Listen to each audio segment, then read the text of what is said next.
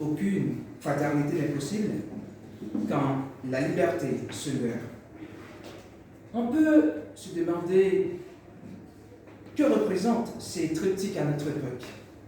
Nous pouvons par exemple systématiquement les voir inscrits sur les frontons de biens de bâtiments publics, sur des documents administratifs, mais qu'en est-il de leur réalité publique dans nos sociétés? L'homme est libre, mais partout il est dans les fers, écrit le philosophe Jean-Jacques Rousseau au XVIIIe siècle. J'ignore s'il pensait aux personnes esclavagisées de naissance, mais ce propos a certainement encore sa validité en plein XXIe siècle. Je vous parle depuis la Guyane. C'est un territoire où le mot liberté a un sens qui déborde la simple philosophie. Je viens d'Haïti. C'est un pays qui revêt le mot liberté d'un sens particulièrement historique.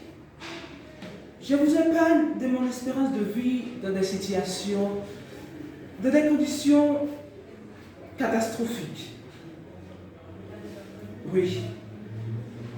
Alors, je vous l'assure, on peut se demander qui a inventé la notion d'égalité. On peut se demander, est-ce qu'aujourd'hui, on est vraiment libre? Ouais, on essaie vraiment de dire liberté, mais parfois, on ignore la fraternité des peuples, des êtres et des individus. Oui, c'est triste. Je me suis, par exemple, déjà demandé ce qu'est la liberté. Oui, je me pose cette question parce que je suis en train de vivre dans cette situation. C'est vraiment énorme. Oui, je suis libre. Mais est-ce que ma liberté, c'est m'asseoir en plein milieu de chaussée avec mon barbecue, profiter paisiblement du bon temps, sans me soucier de personnes qui souhaitaient passer avec leur voiture?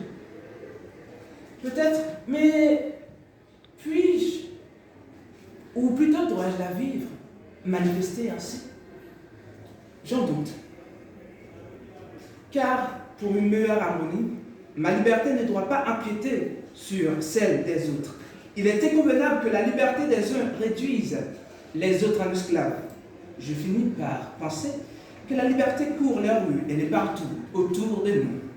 Seulement, nous devons savoir la percevoir, nous devons savoir la recevoir, nous devons savoir la tenir et aussi savoir l'offrir. C'est ça l'amour.